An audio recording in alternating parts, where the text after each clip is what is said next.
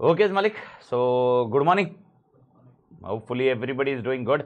तो मालिक अपन ने कल सेबी खत्म किया। ओके मैंने कल सेबी समझाते वक्त मैंने आपको एक चीज़ समझाई थी कि सेबी एक एक्ट आया जिसने पावर्स, जिसने जो बोर्ड है, जो रिप्रेजेंटेटिव है या जो वो काम कर रहे हैं उनको एक एक्ट पे लेके आया, यानी वो जो कर रहे हैं उनके एक कुछ एक्ट के तहत कर रहे हैं। ओके जैसे वो कोई भी आके कुछ भी करके जा रहा है वैसा नहीं होगा। बट इस एक्ट के पहले और एक एक्ट आया था and that was SCRA, securities contract regulation act. Okay word पे फोकस करना, मैं इसलिए वर्ड पे फोकस करना बोल रहा हूं क्योंकि इसके बाद और एक चैप्टर जाएगा जो है FEMA.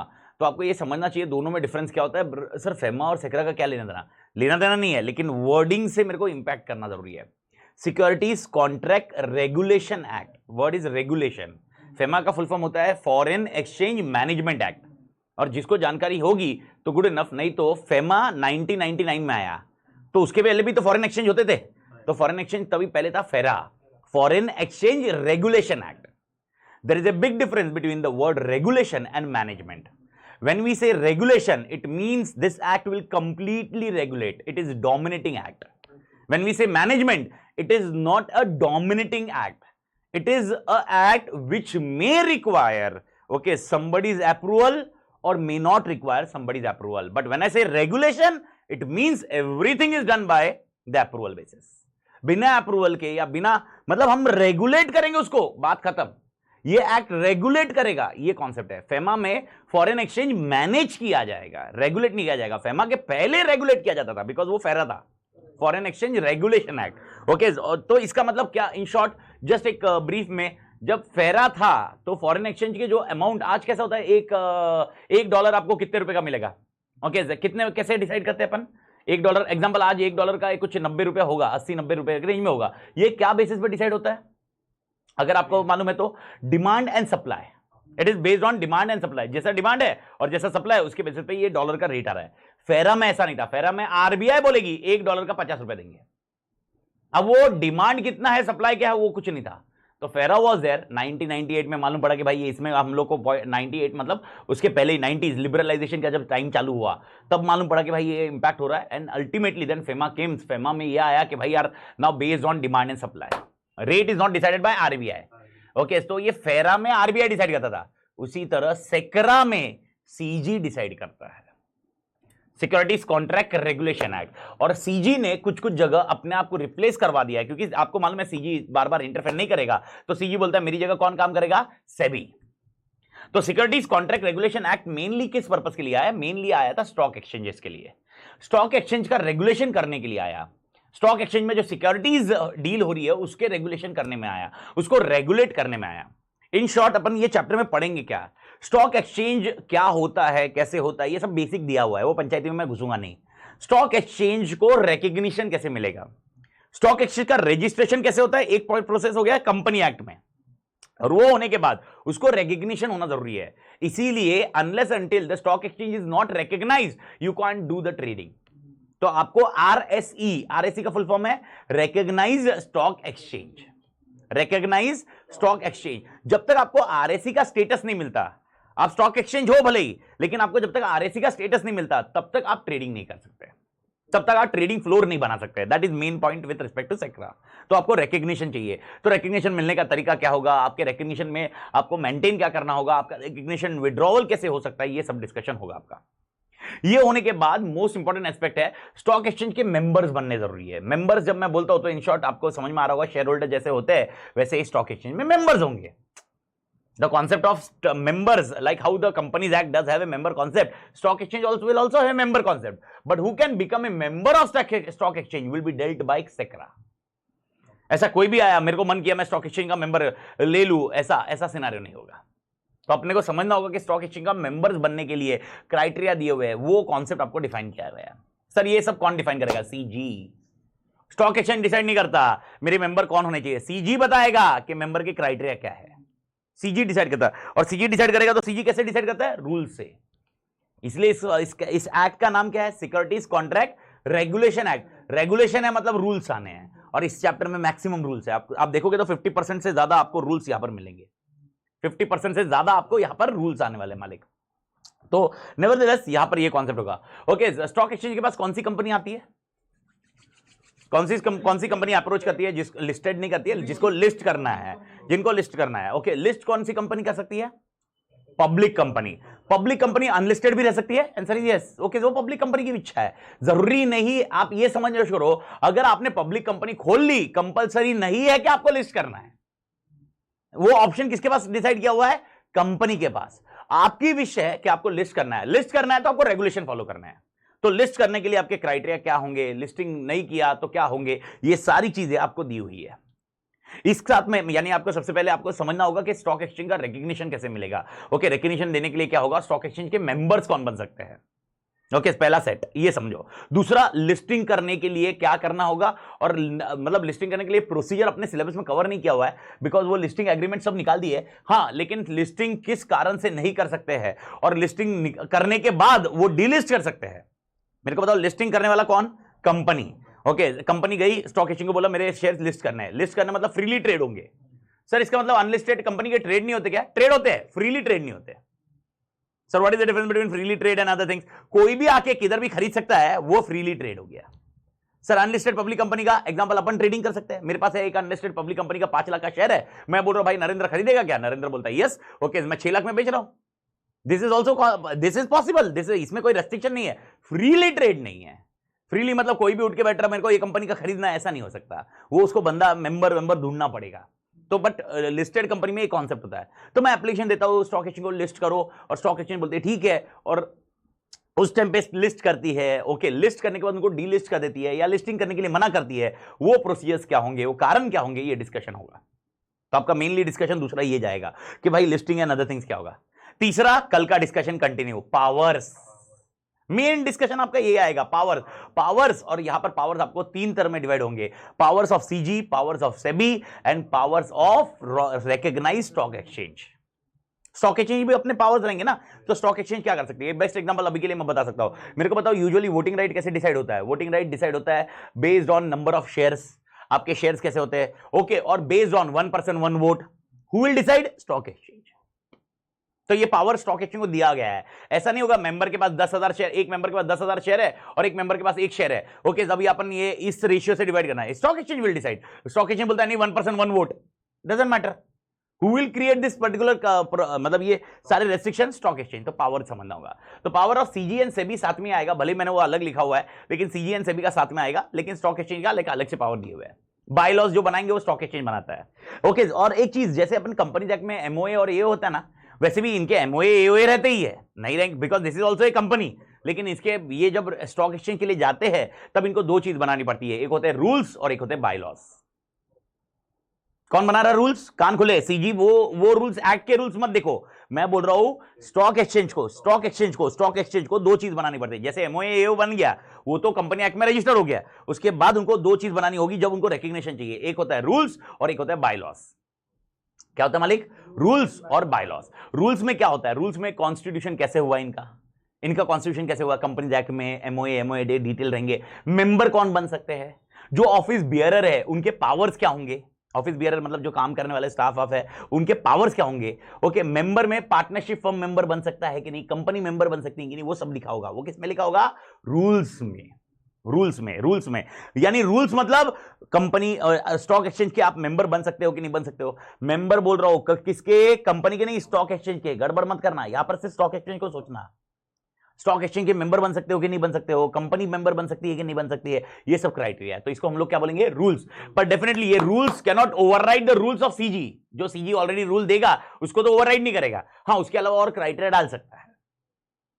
Is that point clear? और दूसरा क्या बोला मैंने? बायलॉज। सर बायलॉज, मार्केट कितने बजे खुलेगा, कितने बजे बंद होगा, मार्केट की ट्रेडिंग कितने देर तक हो सकती है, ओके हम लोग ट्रांजैक्शन सेटल कैसे करेंगे, T+3 डेज कैसे डिसाइड होगा, वो अपन T+3 बोल रहे हैं, वो 2 मतलब T+2 जो भी होगा वो डिसीजन कौन लेगा, वो बायलॉज में लिखा होगा। आपका बायलॉज मतलब क्या? ट्रेडिंग के रिलेटेड जो भी चीज है, ओके। और रूल्स मतलब क्या? आपके मेंबर कौन बनेंगे, आपके कंपनी कॉन्स्टिट्यूशन कैसे होगा, आपके पास जो ऑफिस बेयर है वो काम क्या करेंगे, उनके पास पावर्स क्या देंगे आप, ये सब जो होंगे वो रूल्स में होगा। और बायलॉज मतलब ट्रेडिंग, ये कॉन्सेप्ट ध्यान में रखो। तो ये पावर्स में ये सब डिसाइड किया हुआ कि बायलॉज कौन बनाएगा, बायलॉज में कैसे काम होगा, रूल्स कौन बनाएगा, रूल्स बनाएगा स्टॉक एक्सचेंज। लेकिन वो रूल्स डिसाइड कौन कर सकता है, रूल्स, वो जो रूल्स है वो रूल्स किसको ओवरराइड नहीं कर सकता, सीजी को। तो अगर रूल्स में कुछ अमेंड करने बोल रहा है वो सीजी अमेंड करने बोल सकता है। तो power of CG is also to amend the rules.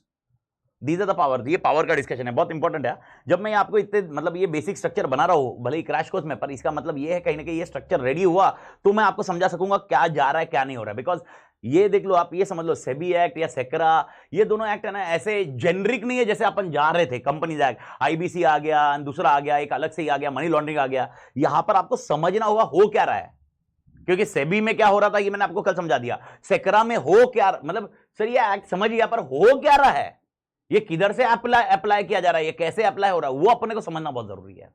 तो इसीलिए आपको ध्यान रखना होगा पावर्स क्या दिए हुए हैं। तो मेनली सेक्रा किससे डील कर रहा है, स्टॉक एक्सचेंज से। किससे डील कर रहा है, स्टॉक एक्सचेंज। और उसके बाद वाली कॉन्सेप्ट तो आपको ऑलरेडी पता है, पेनल्टीज वाला पॉइंट है।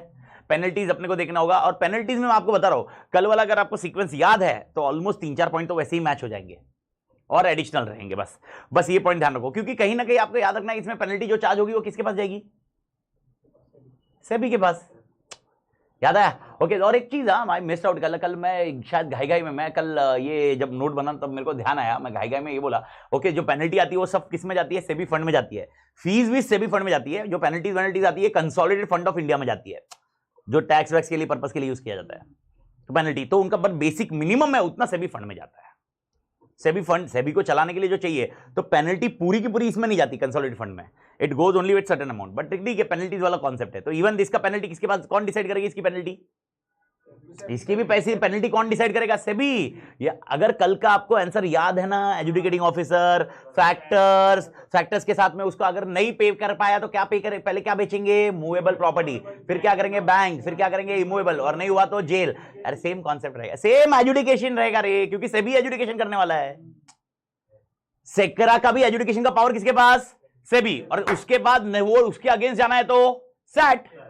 तो अपन कल सेट पढ़ चुके हैं, अपन आज खाली प्रोसीजर पढ़ेंगे। और प्रोसीजर में भी क्या पढ़ना है यार, अरे भाई वो कोड ऑफ सिविल प्रोसीजर से बाउंड नहीं है, बस इतना पढ़ना, और इसलिए उसका ओन प्रोसीजर होगा।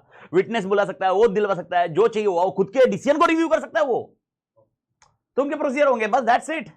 यानी आपको ये समझना कि काफी कुछ उससे सिमिलर है। But the problem is sir ये एक्ट के पावर कब यूज करूं और वो एक्ट के पावर कब यूज करूं।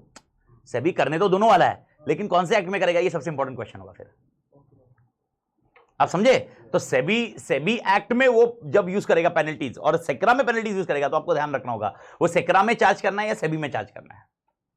तो यहां पर मेनली किसका डिस्कशन होगा, स्टॉक एक्सचेंज और मेंबर्स, ब्रोकर्स।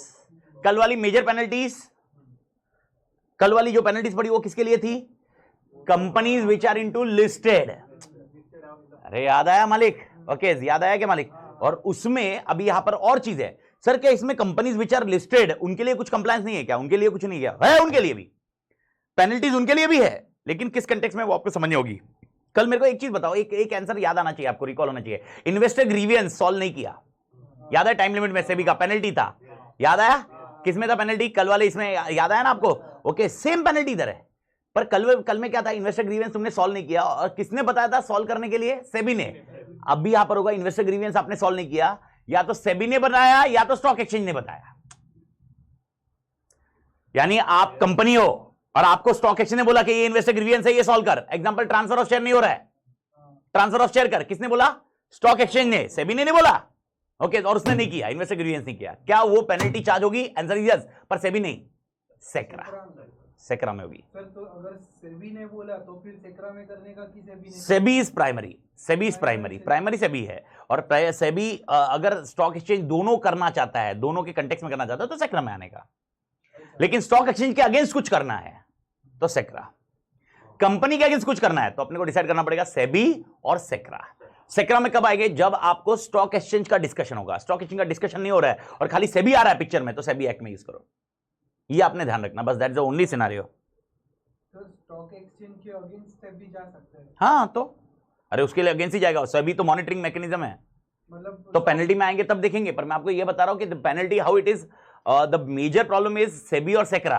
तो अपने को ये समझना होगा कि इसमें भी पेनल्टी सिमिलर है, उसमें भी पेनल्टी सिमिलर है, पर फिर कौन सी पेनल्टी लगाने की, तो अपने को समझना होगा कौन उनको बोल रहा है। ओके, इसमें भी नाम सिमिलर रहेंगे तो, पर यूजुअली अपन अगर खाली सेबी रहा तो सेबी एक्ट में जाने का, लेकिन अगर सेबी और स्टॉक एक्सचेंज दोनों का डिस्कशन आ रहा है तो फिर सेक्रा में आने का। वो आने के बाद देखेंगे, पर आपको मोटा मोटी आपको स्ट्रक्चर रेडी हुआ। तो सबसे पहले अपन देखो, अगर आप चार्ट देखोगे तो सबसे पहले अपन रिकग्निशन देखेंगे, उसके बाद लिस्टिंग की बात करेंगे, इसके बाद पावर्स की बात करेंगे। तो recognition, listing, powers, recognition, listing, powers, उसके बाद आएगा पेनल्टीज, उसके बाद वाला तो आंसर आपको आता ही है एजुकेशन। एजुकेशन में मेरे को ज्यादा कुछ समझाने की जरूरत नहीं पड़ेगी, बिकॉज ऑल टुगेदर कल वाली जो चीजें हैं सिमिलर रहेगी, सिर्फ इसमें सेटलमेंट की कहानी आपको मिलेगी और कंपाउंडिंग कहानी मिलेगी। सेटलमेंट आ जा भाई, खत्म करते मैटर, चल रहा है ना, 3 हफ्ते हो गए खींच रहे अपन मैटर, जाने दे। तो तू बोल रहा है सर एक काम करो सेटल कर दो यार, ले दे के भाई बोलो कितना भरने का है, खत्म करते मैटर। ओके, और एक कंपाउंडिंग, अगर आपको याद होगा तो कंपाउंडिंग मैंने समझाया था, जहां पर फाइन है और इंप्रिजनमेंट और फाइन है तो कंपाउंडिंग, वो कंपाउंडिंग वाला कॉन्सेप्ट है। सेटलमेंट यूजुअली कब होता है, जब प्रोसिक्यूशन चालू हो जाता है और हियरिंग चालू हो जाती है, सेटलमेंट। और compounding is before prosecution, prosecution चालू होने के पहले या प्रोसिक्यूशन के बाद भी कंपाउंडिंग हो सकता है। दोनों में सिर्फ इतना फर्क होता है, मेनली जो कॉन्सेप्ट है कि settlement is done only during prosecution, बस ये मेन है।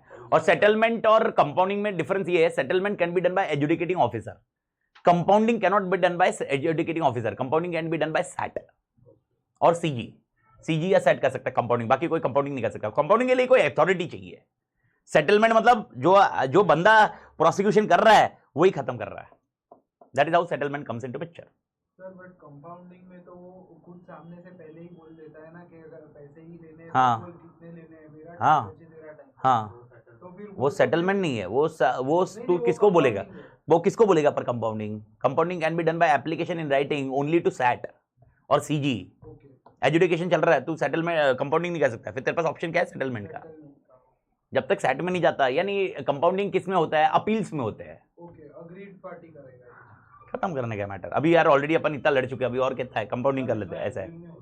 हाँ, सेटलमेंट में तो खत्म ही करना है, सेटलमेंट किया तो अपील नहीं कर सकता, ये तो कंडीशन है ना, ये तो अपन पढ़ेंगे तब पढ़ेंगे। तो मैं ये बता रहा हूँ कि एजुकेशन में आपको सिर्फ 2 चीज नहीं आएगी, नहीं आएगी मतलब न्यू आने वाली है। कौन सी वाली, कंपाउंडिंग एंड सेटलमेंट। और उसमें और एक है इम्यूनिटी देता है सीजी पर, ठीक है वो एक मेजर सेक्शन नहीं है वो, पर इस तरह से मोटा मोटी आपका ये चैप्टर है। मेरे ख्याल से चैप्टर का लॉजिक क्लियर हो गया। तो सेक्रा देखो मेरा मेन टारगेट क्या है, ओके ये आंसर तो रट ही जाएंगे, अगर आप देखोगे फॉर्मेट है, रटना है, खत्म हो जाती है। बट मेन चीज है आपको ये समझ में आ जाए उसका एप्लीकेशन कैसे होता है, बिकॉज केस स्टडी जो आया वो एप्लीकेशन बेस्ड रहेगा, और एप्लीकेशन बेस्ड आ गया तो अपने को अगर समझा ही नहीं कि सेबी लगाओ या सेक्रा, बिकॉज ये दोनों का कंबाइन 10 मार्क है, ये दोनों चैप्टर का कंबाइन 10 मार्क आने वाला है, ये क्लियर है। अब 10 मार्क में से किस में से कितना आएगा doesn't matter, but main point है कि अब वो answer, we should be capable of answering the application based question. Direct question आ गया, एग्जांपल आपको ये पूछा गया है कौन सी, अगर सिक्योरिटीज लिस्ट डी लिस्ट कर दी गई है, एग्जांपल बोल रहा हूं डी लिस्ट कर दी गई है, what are the reason for delisting, direct answer है, खत्म करो ना, फिर काय के लिए दिमाग फोड़ी है। मेरा प्रॉब्लम किधर आ गया, ये तो किस्मत तुम्हारी, लेकिन प्रॉब्लम उधर है जब एप्लीकेशन बेस्ड आया, यानी एग्जांपल ऐसा ऐसा इशू आया हुआ है और ये होने के बाद ऐसा ऐसा हुआ है, ओके अब एजुकेटिंग ऑफिसर ये एक्ट में ये करना चाहता है या वो एक्ट में वो करना चाहता है, कर सकता है कि नहीं कर सकता है। तो अब अपने को समझना होगा साला एक्ट कौन सा, ये पावर्स यूज करने हैं, कौन से एक्ट में पावर यूज कर पाएंगे, तो कौन सा पावर। और यूजुअली अभी जो इधर पावर के डिस्कशन है, मैंने आपको ये कल मैंने पूरा समझा दिया, जो मैं पावर के डिस्कशन कर रहा हूं, ये थर्ड वाला पोर्शन मैंने बताया, ये अगर मॉड्यूल जाओगे तो ये पावर्स किधर मिलेंगे आपको, सेबी एक्ट में लिखा होगा। ये मॉड्यूल में जाओगे तो ये इसके जो पावर्स के 3 क्वेश्चन है मेनली, वो आपको किधर मिलने वाले हैं, सेबी में मिलने वाले हैं, जबकि मैंने उसको किधर शिफ्ट कर दिया, सेक्रा में, ताकि अपन को समझ में आ जाए, क्योंकि ये पावर्स जो इसमें सेबी के पावर्स है ना वो उधर लिखे हुए हैं। क्लियर पॉइंट, ओके ये याद रखियो। ओके नेवरदलेस बाकी सब ठीक है, बाकी जैसे जैसे जाओगे कुछ पॉइंट आया तो मेरे को बताइए, ठीक है। तो सबसे पहले डिस्कस करते हैं recognition of stock exchange, but before that मैं आपको एक समझा दूं स्टॉक एक्सचेंज मतलब क्या। ओके जब कॉर्पोरेटाइजेशन एंड डीम्यूचुअलाइजेशन नहीं हुआ था, जब corporatisation and demutualisation, what is meaning of corporatisation and demutualisation, I will not go into detail into it, because अभी अपने सिलेबस में वो पॉइंट बचा नहीं है, बट वर्डिंग्स है सर। बस इतना पॉइंट था कि पहले अपने को कंपनी एक्ट में कंपनी रजिस्टर करने की जरूरत नहीं थी, even a body of individual can create a stock exchange. आप समझे, मतलब मैं पहले क्या होता था, हम लोग 4 जन मिलके एक बॉडी ऑफ इंडिविजुअल रहते थे, ओके एक पर्टिकुलर पॉइंट क्लब जैसा बना देते थे, और क्लब से हम लोग स्टॉक एक्सचेंज चालू करते थे। स्टॉक एक्सचेंज चालू करना मतलब क्या होता था, हम चारों बोलते थे भाई अपन मिलके पैसे से बिल्डिंग ले लेंगे या रेंट पे ले लेंगे और इधर ट्रेडिंग चालू करेंगे। ओके और अपना धंधा कैसे बढ़ता था, जब ट्रेडिंग करने के लिए पब्लिक आती थी। मतलब मेरे को बताओ कौन आना चाहिए, ये जगह अपनी, इधर सब कुछ काम करने का तरीका अपना, बस इधर बेचने और खरीदने वाले आने चाहिए। तो बेचने वाला पहले आना चाहिए और खरीदने वाला भी आना चाहिए। तो कोई तो बेचने वाला रहेगा, उससे बोलते, वो बोलता था 1000 शेयर बेचने हैं, ठीक है ला, ओके, खरीदने वाला है क्या 1000 शेयर, कोई नहीं था, तो ठीक है, ट्रांजेक्शन नहीं हुआ, 1000 शेयर क्लोज हो गए, फिर उसका जो परसेंटेज है वो अपना फायदा, और जिससे अपना बिजनेस चलता है। ठीक है, समझ में, दिस इज जगह जहां पर कोई खरीद सकता है, बेच सकता है।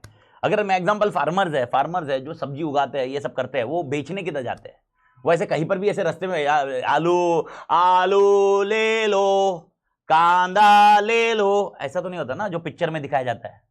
ओके, वो किधर जाते हैं बेच, मंडी में, तो मंडी में 2 जन आते हैं, मंडी विलेज या पंचायत की होती है, पर मंडी में 2 जन आते हैं, कौन, बेचने वाला और खरीदने वाला, और अल्टीमेटली ये जब ट्रांजैक्शन होगा, वो ट्रांजैक्शन का परसेंटेज अपन को मिलता था। तो अपन पहले बॉडी ऑफ इंडिविजुअल से, ओके, ये पहले सिनारियो। ओके, जब लिबरलाइजेशन हुआ तब अपन का ये फॉर्मेट आया कि एवरी, मतलब अभी तो सेक्रा में अमेंडमेंट हो चुका है वो 1992 के बाद, कि भाई अभी कॉर्पोरेटाइजेशन और डीम्यूचुअलाइजेशन करना पड़ेगा। What is meaning of corporatisation? Corporatisation word से मालूम पड़ रहा है क्या मतलब है कॉर्पोरेटाइजेशन का, मतलब कॉर्पोरेट बनो, एंड डीम्यूचुअलाइजेशन मतलब आपके जो शेयर होल्डिंग है वो शेयर होल्डिंग शेयर्स में चले जाने चाहिए। मतलब जो भी आपका जितना ये पैसा होगा, बॉडी ऑफ इंडिविजुअल में पैसा तो लगा होगा, तो आप कॉन्सेप्ट समझने को शुरू हो। तो यानी आपको आंसर लिखना है। अगर मैंने बोला स्टॉक एक्सचेंज मतलब क्या, ओके, स्टॉक एक्सचेंज मतलब body of individual before corporatisation and demutualisation, before corporatisation and demutualisation बहुत जरूरी है। ओके, एंड सॉरी, और body corporate incorporated under companies act. तो who can be stock exchange, who can be stock exchange? Stock exchange कौन बन सकता है? 2 जन। पहला पॉइंट, कॉर्पोरेट मत बोलिए, पहला point, okay, body of individuals before corporatisation and demutualisation. Okay, example Madras stock exchange, ये अभी भी बॉडी ऑफ इंडिविजुअल है, बट कॉर्पोरेशन एंड डीम्यूचुअलाइजेशन के प्लान डाले थे, फेल हुए, नहीं एक्सेप्ट नहीं हुआ। सर इसको एक्सेप्ट कौन करता है? सीजी। समझ में आ रहा है? मतलब ये पॉइंट था, यानी स्टॉक एक्सचेंज की अपनी बिल्डिंग है, सब कुछ है, मद्रास स्टॉक एक्सचेंज का सब कुछ है, अपन अपने पैसे लगे हुए हैं, लेकिन अपने को स्टेटस नहीं मिल पा रहा है। और स्टेटस क्यों नहीं मिलता यूजुअली? क्योंकि इधर ट्रांजैक्शन नहीं होने वाले, इधर लोग नहीं आने वाले, ये सब चीजें बहुत सारे मैटर्स है डिस्कशन के। तो यूजुअली ये कॉर्पोरेटाइजेशन एंड डीम्यूचुअलाइजेशन का कॉन्सेप्ट जरूरी है। तो आपको समझना है स्टॉक एक्सचेंज मतलब क्या, डेफिनेशन। स्टॉक एक्सचेंज मतलब क्या? स्टॉक एक्सचेंज मतलब 2 चीज, एक है body of individual before corporatisation and demutualisation, और company incorporated in companies act. Clear मालिक? ओके, यानी एक है जो कॉर्पोरेटाइजेशन हो चुका है और एक है जो कॉर्पोरेटेशन के पहले वाले हैं, तो दोनों को स्टॉक एक्सचेंज माना जा रहा है। लेकिन रिकॉग्नाइज्ड स्टॉक एक्सचेंज वो होंगे जिनको रिकॉग्निशन सीजी देती है। जिनको रिकॉग्निशन कौन देती है? सीजी। और सीजी ये सब जो अपना काम है, वो अपना काम किसको दे चुकी है? सेबी। तो अगर सीजी और सेबी के आइदर ऑफ इट, ओके, वो रिकॉग्निशन देती है, तो वो क्या बन जाता है? Recognised stock exchange. Okay, who can do the trading? Stock exchange और recognised stock exchange? Only recognised stock exchange. Stock exchange trading नहीं कर सकता, आप ये समझना छोड़ो, स्टॉक एक्सचेंज ट्रेडिंग नहीं कर सकता। तो कौन ट्रेडिंग कर सकता है? Recognised stock exchange. इसका मतलब स्टॉक एक्सचेंज बनाने के बाद आपको किसके पास जाना पड़ेगा? सीजी के पास, ताकि आपको क्या मिले? रिकॉग्निशन मिले। इसीलिए आपका जो पहला फॉर्मेट होगा, रिकॉग्निशन कैसे मिलेगा, वो डिस्कशन है पूरा सिलेबस। यस पंडित, 2 ओनली, जो कॉर्पोरेटाइजेशन एंड डीम्यूचुअलाइजेशन हो चुके होंगे। अभी आज अगर स्टॉक एक्सचेंज खुलना है ना, तो you don't have a concept of body of individual, you have a concept of companies act only. लेकिन ऐसे पहले वाले स्टॉक एक्सचेंज है, जो एग्जांपल ये है कोलकाता स्टॉक एक्सचेंज है, ये बहुत स्कैम पिक्चर देखो, कोलकाता स्टॉक एक्सचेंज। फिर अभी पिक्चर में क्यों नहीं है, जबकि उधर तो ट्रांजैक्शन जबरदस्त होते थे। वो नहीं क्या, वो चश्मा वाला हीरो था, वो जो मैं नाम भूल गया, ओके, हाँ, तो उधर का सबसे बिग शॉट था वो, तो फिर उसका ही पूरा पैसा लगा था स्टॉक एक्सचेंज में, उसका मार्केट है वो कमीशन डिसाइड करते हैं। फिर इन दैट केस फिर किधर गया वो? Because that is a body of individual, but it is not corporatise and demutualise, इसलिए उनको रिकॉग्निशन नहीं मिला, इसलिए वो ट्रेडिंग नहीं कर पा रहे। आज आप ऐसे नहीं डिसाइड करोगे कि मैं बॉडी ऑफ इंडिविजुअल बनते हैं और फिर कॉर्पोरेटाइजेशन डीम्यूचुअलाइजेशन जाते हैं। ये स्टेटस किसके लिए? जो पुराने स्टॉक एक्सचेंजेस है। तो अगर पुराने स्टॉक एक्सचेंज को रिकॉग्निशन चाहिए, तो पहले उनको क्या करना पड़ेगा? Corporatisation and डीम्यूचुअलाइजेशन। डीम्यूचुअलाइजेशन मतलब उनका जो भी शेयर जो भी होगा, वो सब अभी कॉर्पोरेट वे से जाना पड़ेगा, शेयर सर्टिफिकेट से। बस दैट्स इट। मेरे ख्याल से मालिक क्लियर? यहां तक स्टोरी क्लियर है सबको? मेरे ख्याल से दिमाग में झेप रहा ना क्या डिस्कशन चल रहा है। ओके, ये हो गया। अब कॉन्सेप्ट आया कि ये एक्ट एप्लीकेबल किसको है। ये एक्ट डिस्कशन ये है कि ये एक्ट एप्लीकेबल किसको है। तो ये एक्ट एप्लीकेबल मतलब ये एक्ट का कॉन्सेप्ट सिंपल है कि स्टॉक एक्सचेंज को हमको रेगुलेट करना है। स्टॉक एक्सचेंज में जो सिक्योरिटीज होती थी, ट्रांजैक्शंस होते थे, उसको रेगुलेट करना है।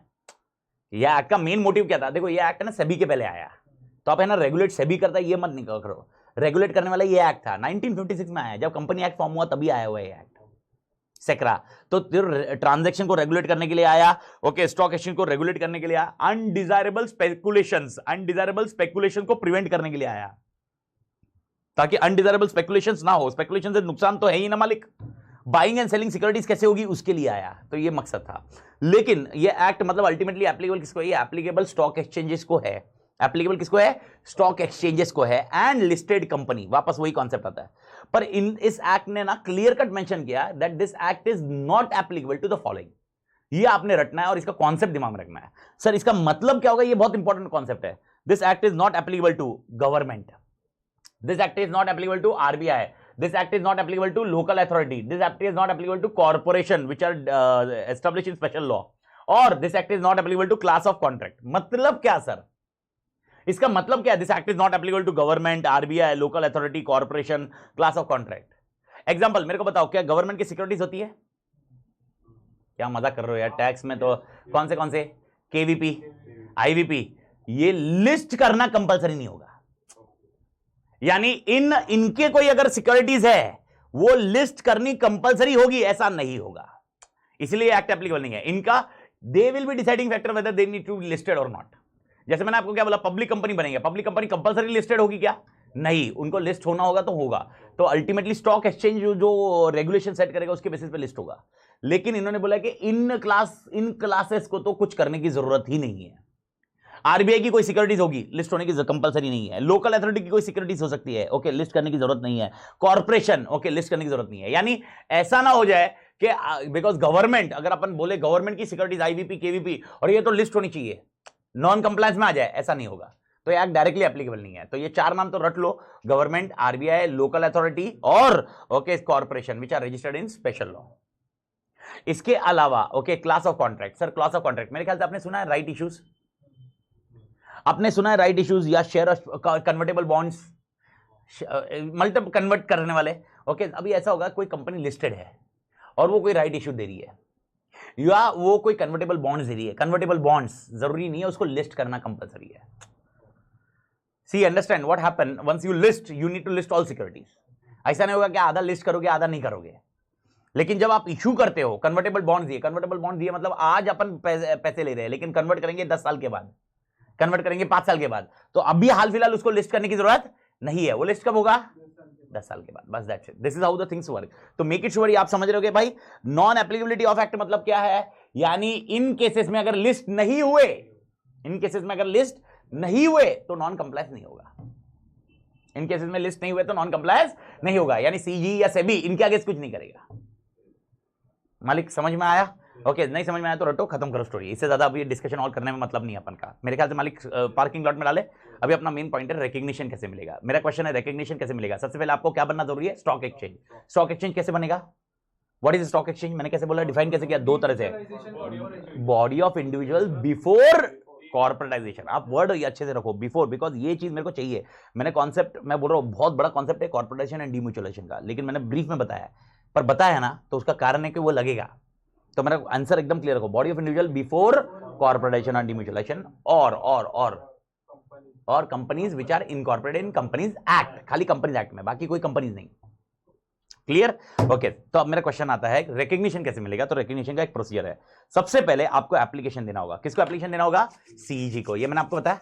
ओके, हाँ डेफिनेटली रिकग्निशन के सीजी अपना काम किसको दे सकता है? सेबी को, पर वो लास्ट में लिखने का अपन ने।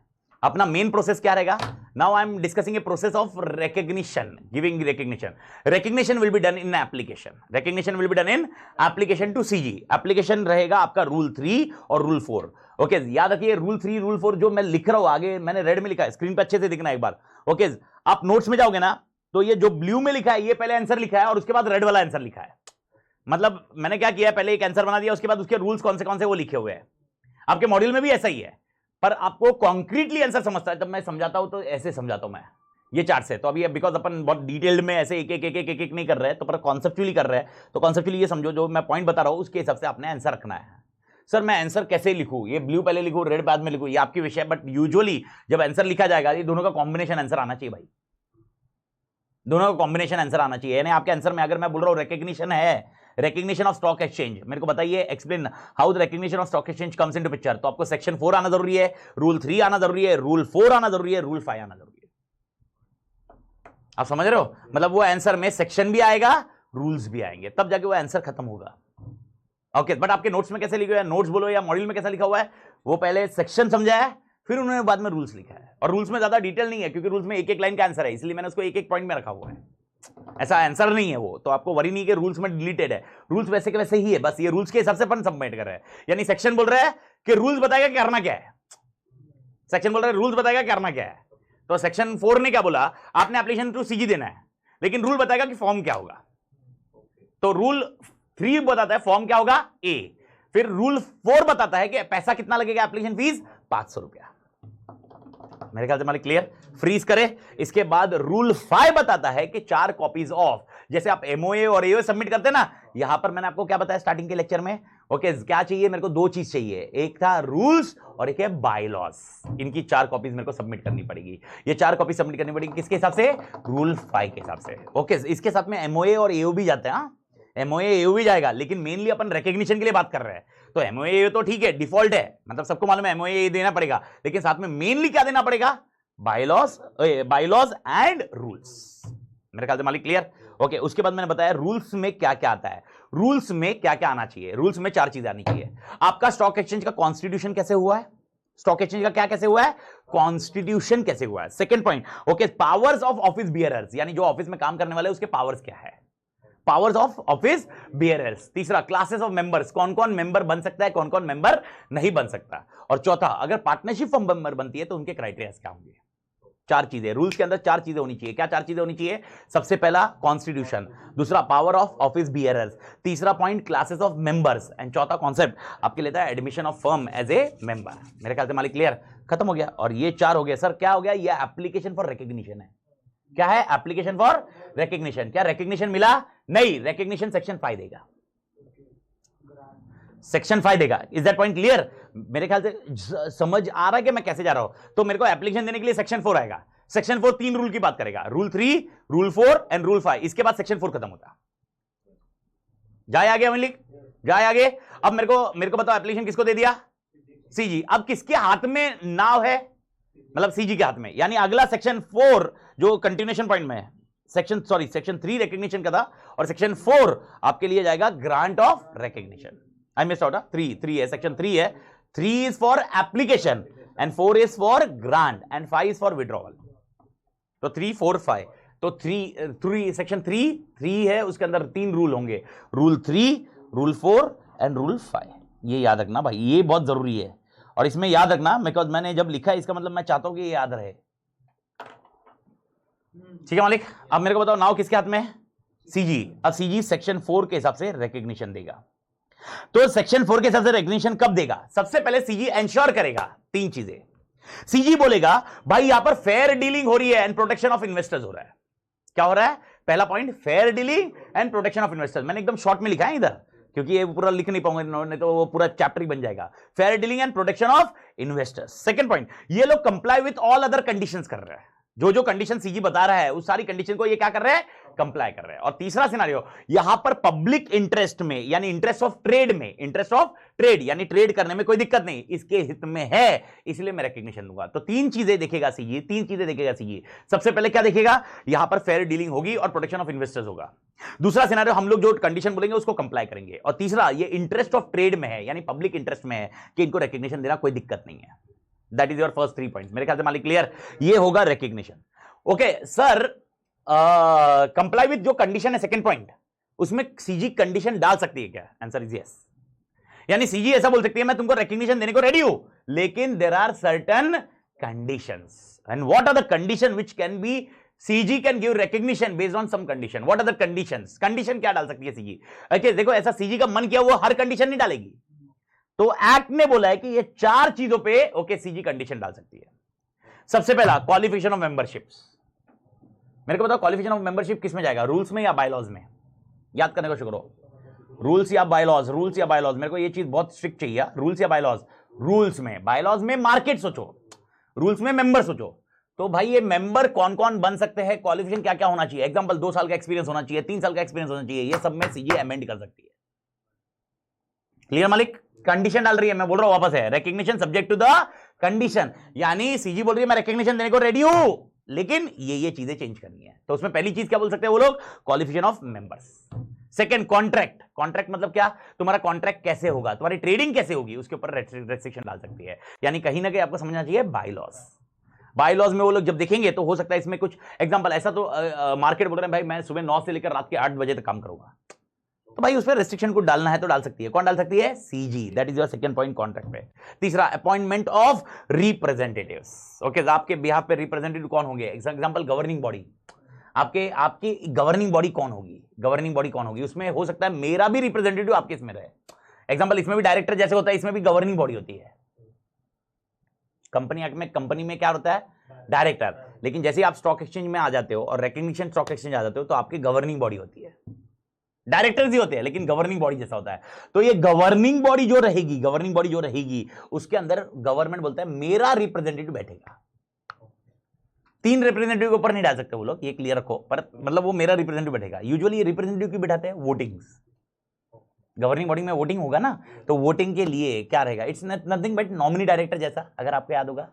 याद है क्या नॉमिनी डायरेक्टर। तो तीसरा पॉइंट, अपॉइंटमेंट ऑफ रिप्रेजेंटेटिव। वो बोलेगी नहीं मतलब देख रेख करने के लिए तुम्हारे इसमें। नहीं समझ में आ रहा है क्या, मैं ये सेकंड पॉइंट क्या पढ़ रहा हूं मेरे ख्याल से। देखो, पहला पॉइंट मेरे ख्याल से सबको समझा कि सीजी ये ध्यान रखेगा।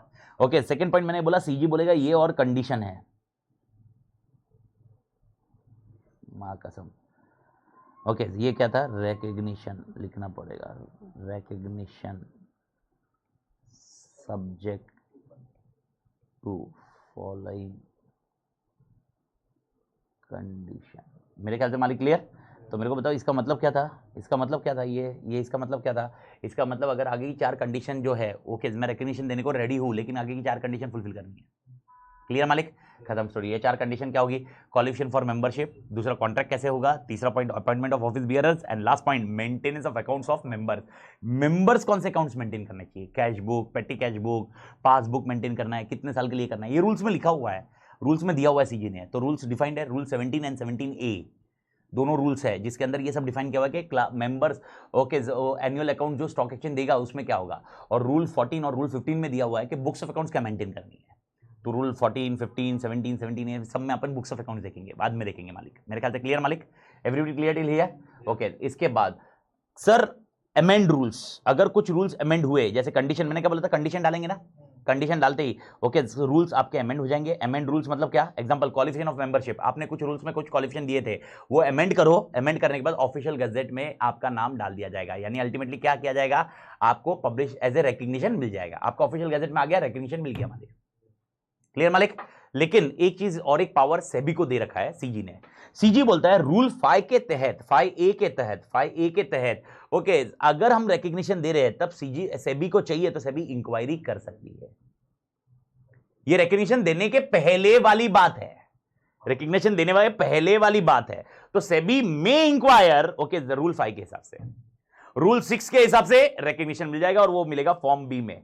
एप्लीकेशन किसमें गया था, फॉर्म ए में। ओके, रिकग्निशन किसमें मिल रहा है, फॉर्म बी में। और याद रखना रिकग्निशन एक पीरियड के लिए मिलेगा, लाइफ लॉन्ग नहीं मिलता, पीरियड के लिए मिलेगा। तो पीरियड एंड होने के 3 महीने पहले आप वापस आपको फॉर्म ए में okay renewal of application recognition देना पड़ेगा और वो होगा रूल 7। तो रूल 5A, रूल 6, रूल 7 और ये 3 मंथ्स बिफोर द एक्सपायरी। पर फीस कितनी होगी, 200। पहले एप्लीकेशन में कितनी फीस थी, 500। बस ये आपको याद रखने पड़ेंगे एमसीक्यू एंड अदर थिंग्स के लिए। 3 महीने के पहले नहीं, 3 मंथ्स बिफोर द एक्सपायरी नहीं किया तो वापस आपको फॉर्म ए और वापस रिकग्निशन जाना पड़ेगा। इसमें क्या होगा, 200 फीस लगेगी आपको, रिकग्निशन के लिए ज्यादा हेडेक नहीं होगा आपको। फिर यहां पर आपको और कुछ डॉक्यूमेंट सबमिट नहीं करने हैं, डायरेक्टली रिन्यू होगा। यहां पर गए ना तो वापस तेरे को ये सब प्रोसीजर फॉलो करना पड़ेगा, 4 कॉपीज देने पड़ेंगे और वापस वो सीजी देखेगी, ऐसा है। तो रिकग्निशन पक्का समझा। तो मेरे को बताओ रिकग्निशन कौन देगा, सीजी देगी। लेकिन मेरा क्वेश्चन आता है ट्रू एंड फॉल्स बताइए, क्या रिकग्निशन के पहले सेबी कुछ मैटर में इंक्वायरी कर सकती है स्टॉक एक्सचेंज में। Answer is yes. वो उनको पावर कहां से मिल रहा है, 5A, रूल 5A से पावर मिल रहा है। ओके, सेक्शन 3, सेक्शन 4 फ्रीज करे पक्का। Okay sir recognition, yes punter.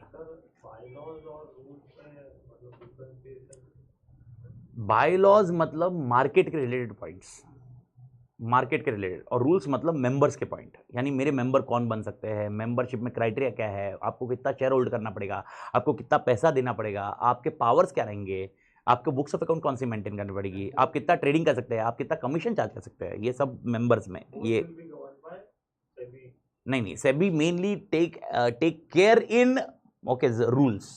Bylaws में ज्यादा नहीं होता है अनलेस अनटिल बायलॉज कुछ एकदम एक्सट्रीम केस ना हो, तो बायलॉज में जाइए, बिकॉज बायलॉज मतलब क्या, मेरे बिजनेस करने का तरीका, रूल्स मतलब जो मुझे फॉलो करने हैं, तो हम लोग ज्यादा इंटरफेयर करेंगे वो रूल्स में करेंगे। बायलॉज में हार्डली एक 2-4 पॉइंट में अपन इंटरफेयर करते हैं, बाकी ज्यादा नहीं करते।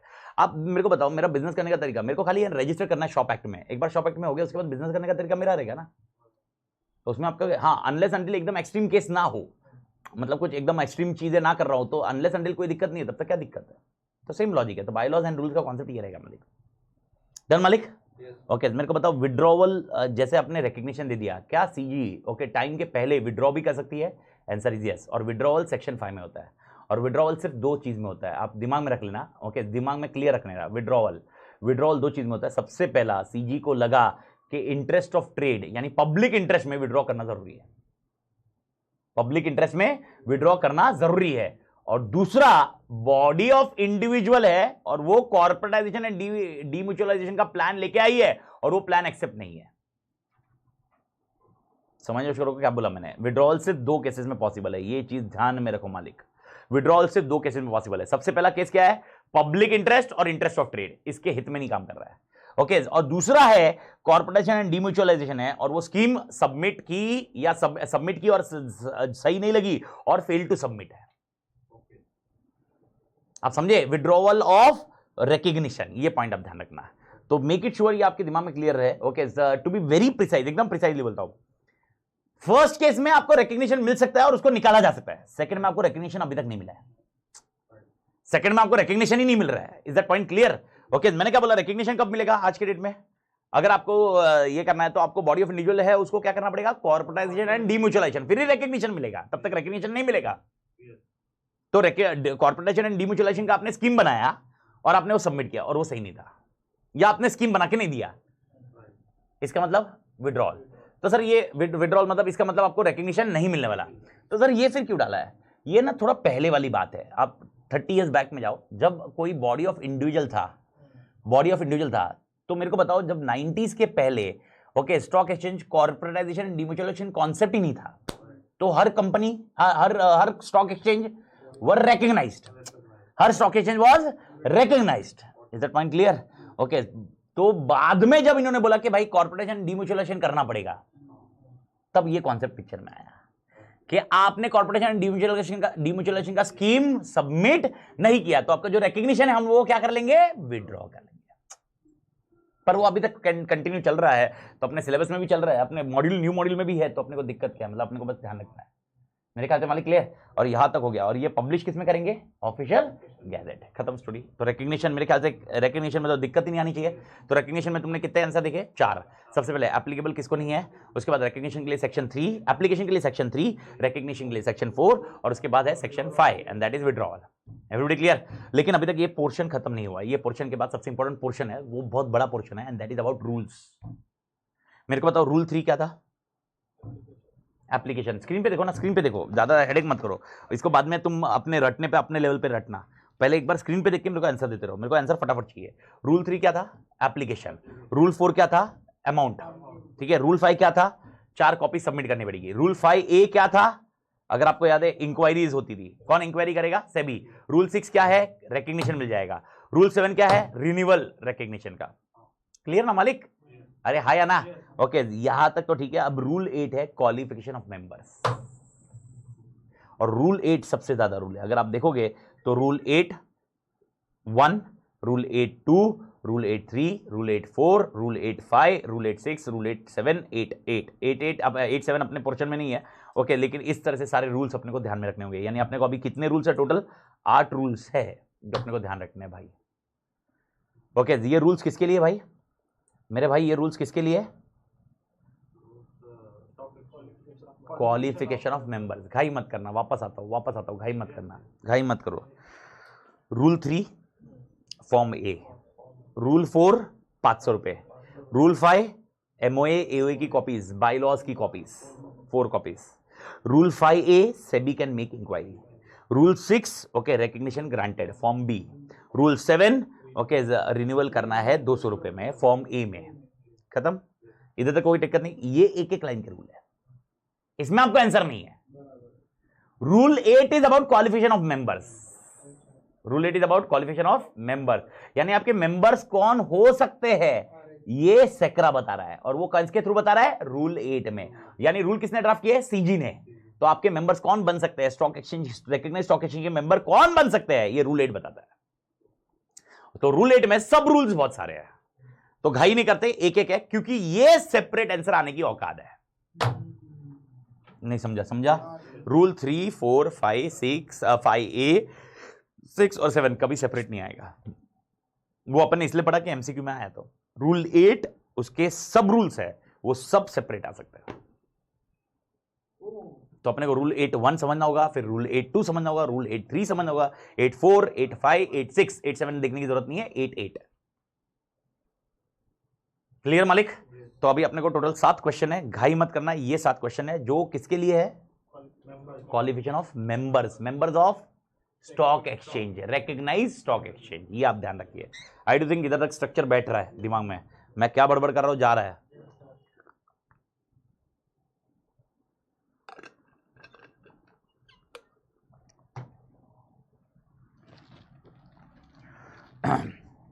ठीक है मालिक, सबसे पहले बात करते हैं, ये लोग ने रूल 8.1 में दिया है कौन मेंबर बन ही नहीं सकता, बन ही नहीं सकता। क्या बोला मैंने, कौन मेंबर बन ही नहीं सकता, इट्स लाइक डिस्क्वालिफिकेशन। 8.2 में दिया है जो 8.1 में मेंबर बन सकते हैं, ओके, उनको 8.2 का कंप्लायंस करना जरूरी है। 8.1 में जो बन ही नहीं सकता उसके लिए देखो ही मत, लेकिन 8.1 में जो बन सकता है, 8.1 में जो बनेगा तो वो उसको 8.2 देखा जाएगा। नहीं समझा? समझ छोड़ो मालिक, समझ में आया?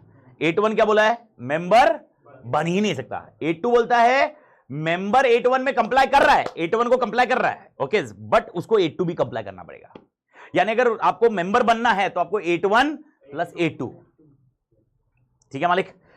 8.3 बोलता है ओके, ये डिस्क्वालिफिकेशन आगे भी है, यानी अभी तुम मेंबर बन गए, 8.1 और 8.2 तुमने कंप्लाई कर लिया, लेकिन ड्यूरिंग द मेंबरशिप तुमने 8.3 के कुछ कांड किए तो तुमको निकलना पड़ेगा। वेकेशन, वेकेशन जैसा समझ में आ रहा है कुछ? तो वेकेशन है, वेकेशन मतलब कब तुम डायरेक्टर बन चुके और उसके बाद तुमको छोड़ना पड़ सकता है। तो 8.3 is like vacation, 8.1 is like disqualification, 8.1 plus 8.2 is disqualification. ओश,